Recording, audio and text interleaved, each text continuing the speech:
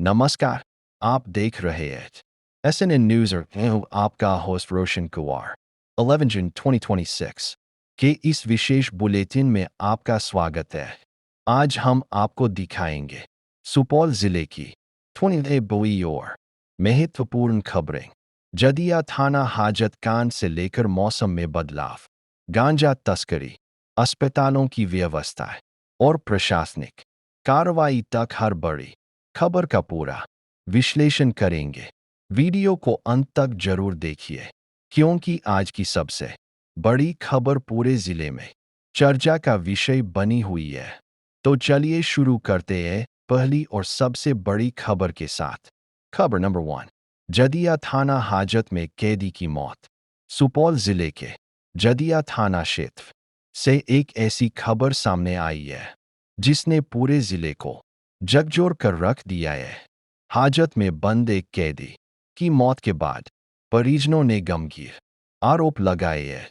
परिवार का कहना है कि युवक की मौत सामान्य नहीं बल्कि कथित मारपीट के कारण हुई है।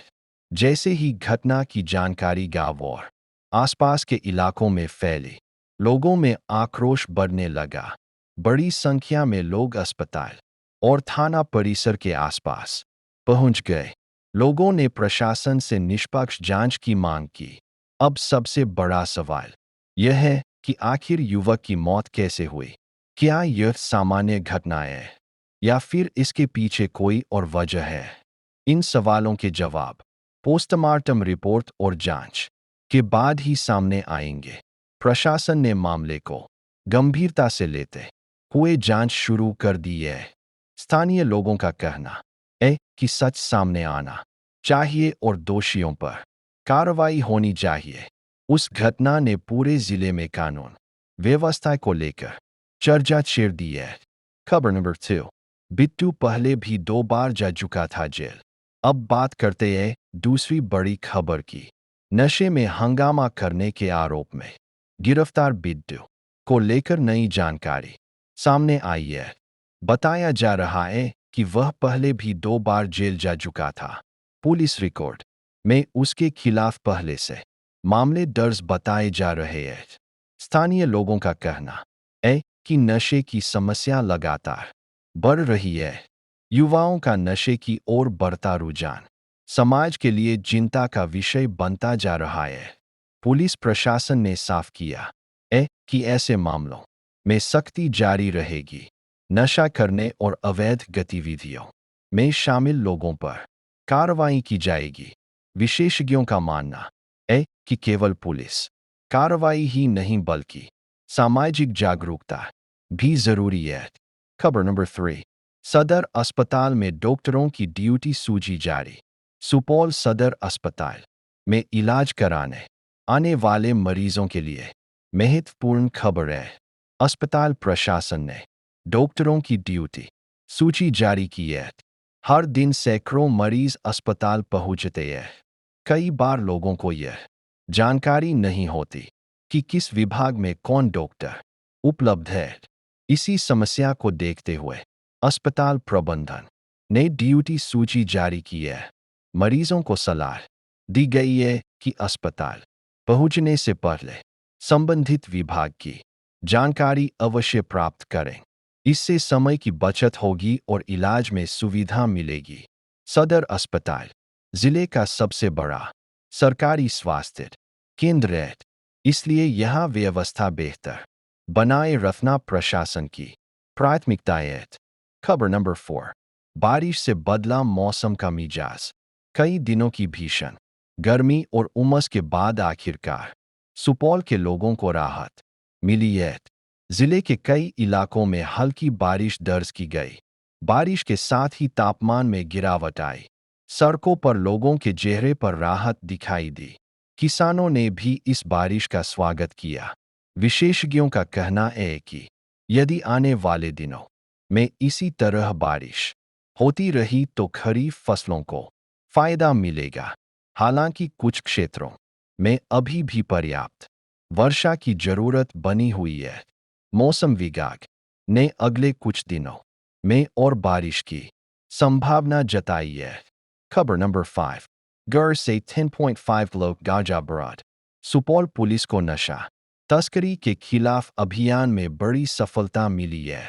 एक गिरविक फिल्मरी के दौरान 10.5 किलो गांजा बरामद किया गया।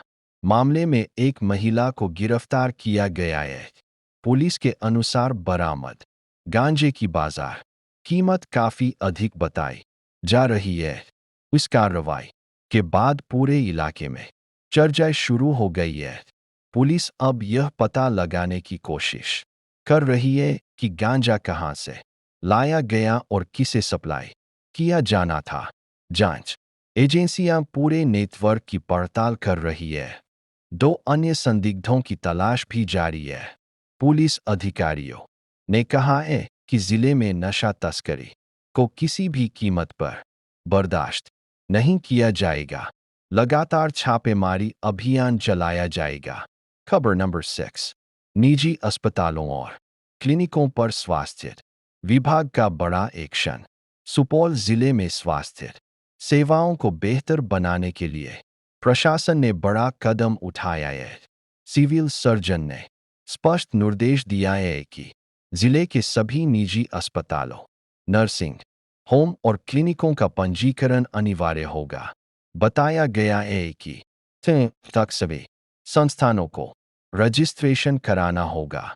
इसके बाद स्वास्थ्य विभाग की टीम 15 लाख से बिना पंजीकरण संचालित अस्पतालों के खिलाफ कार्रवाई की जाएगी। स्वास्थ्य विभाग का मानना है कि इससे मरीजों को बेहतर इलाज और सुरक्षा मिलेगी।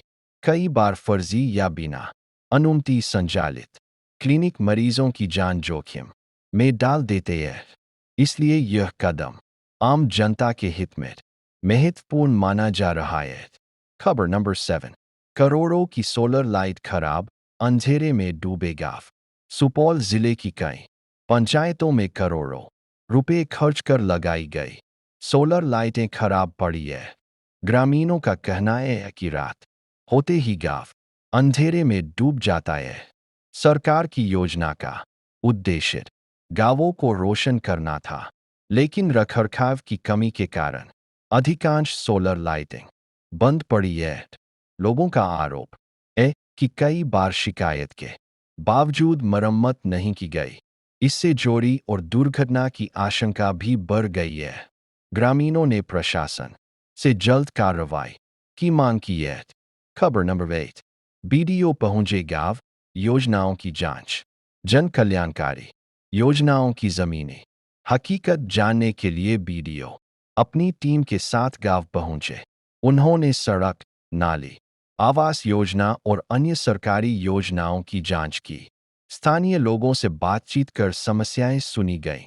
कुछ स्थानों पर अनियमितताओं की शिकायत भी मिली।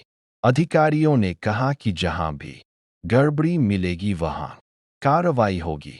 सरकार की मंशा है कि योजनाओं का लाभ सीधे जरूरतमंदों तक पहुंचे।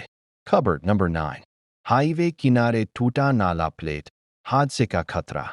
सुपौल के एक हाईवे किनारे बने नाले का प्लेट कई जगहों से टूट गया है।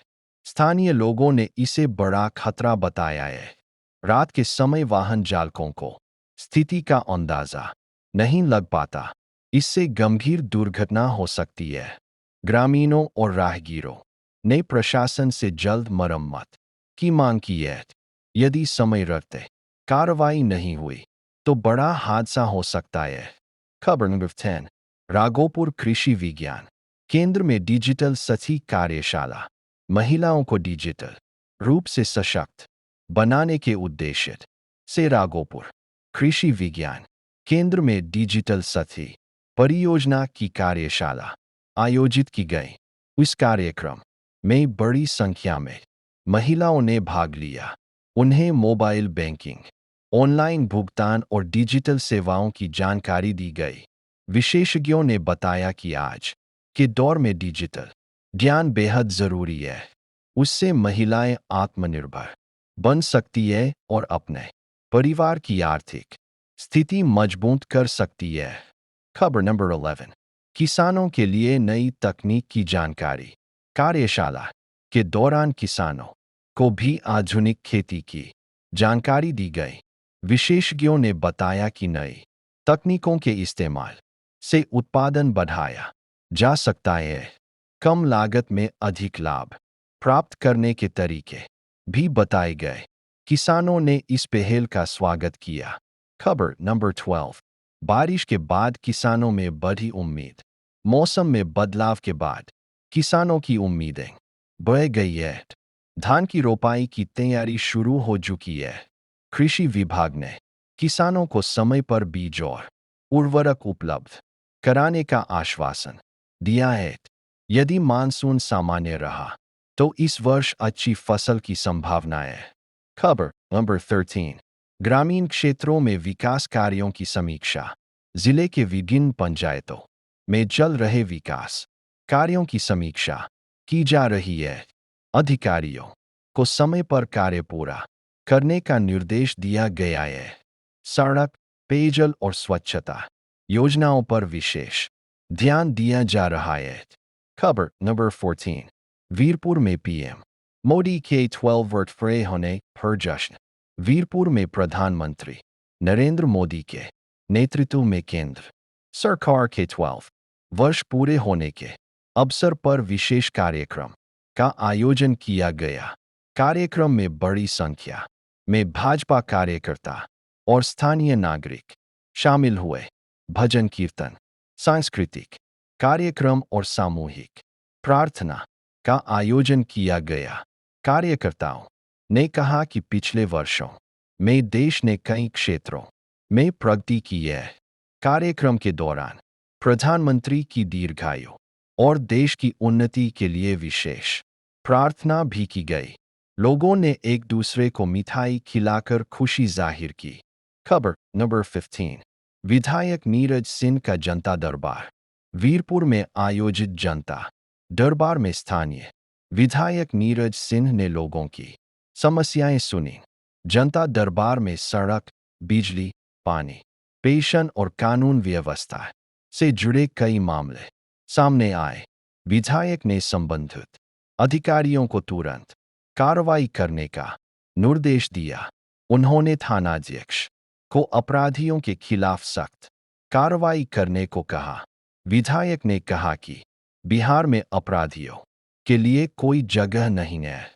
जनता दरबार में बड़ी संख्या में लोग अपनी समस्याएं लेकर पहुंचे। खबर नंबर 16। मदरसा और संस्कृत विद्यालयों की जांच में देरी। जिले में मदरसा और संस्कृत विद्यालयों की जांच प्रक्रिया अभी तक पूरी नहीं हो सकी है। निर्धारित समय सीमा समाप्त होने के बावजूद कई प्रखंडों से रिपोर्ट नहीं आई है। शिक्षा विभाग ने इस पर नाराजगी जताई है। जांच का मुख्य उद्देश्य विद्यालयों की वास्तविक स्थिति का पता लगाना है। अधिकारियों को जल्द रिपोर्ट जमा करने का निर्देश दिया गया है। यदि किसी प्रकार की अनियमितता सामने आती है तो कार्रवाई की जाएगी। खबर नंबर 17। थल्हाधार पुल निर्माण को लेकर बड़ी उम्मीद। सांसद द्वारा थल्हाधार क्षेत्र का निरीक्षण किए जाने के बाद स्थानीय लोगों में उम्मीद बढ़ गई है।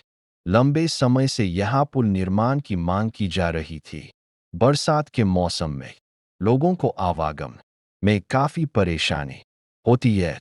सांसद ने आश्वासन दिया है कि जल्द ही निर्माण कार्य को गति दी जाएगी। यदि पुल का निर्माण होता है तो हजारों लोगों को सीधा लाभ मिलेगा। खबर नंबर 18। उमस भरी गर्मी से लोग रहे परेशान। बारिश से पहले पूरे दिन उमस और गर्मी का असर देखने को मिला। बाजारों में लोगों की आवाजाही कम रही। कई जगहों पर लोग पेयजल और बिजली की समस्या की शिकायत करते दिखाई दिए। विशेषज्ञों ने लोगों को अधिक पानी पीने और धूप से बचने की सलाह दी। खबर नंबर 19। मौसम विभाग का पूर्वानुमान। मौसम विभाग के अनुसार आने वाले दिनों में जिले में हल्की से मध्यम बारिश की संभावना बनी हुई है। किसानों के लिए यह अच्छी खबर मानी जा रही है। विशेषज्ञों का कहना है कि यदि मानसून सामान्य रहा तो कृषि उत्पादन बेहतर हो सकता है। हालांकि कुछ निचले इलाकों में जल जमाव की समस्या भी उत्पन्न हो सकती है। खबर नंबर 20। जिले में कानून व्यवस्था पर विशेष निगरानी। हाल की घटनाओं को देखते हुए पुलिस प्रशासन सतर्क मोड में है। संवेदनशील क्षेत्रों में गश्त बढ़ा दी गई है। अधिकारियों का कहना है कि अपराधियों के खिलाफ अभियान लगातार जारी रहेगा। लोगों से भी अपील की गई है कि किसी भी संदिग्ध गतिविधि की सूचना तुरंत पुलिस को दें।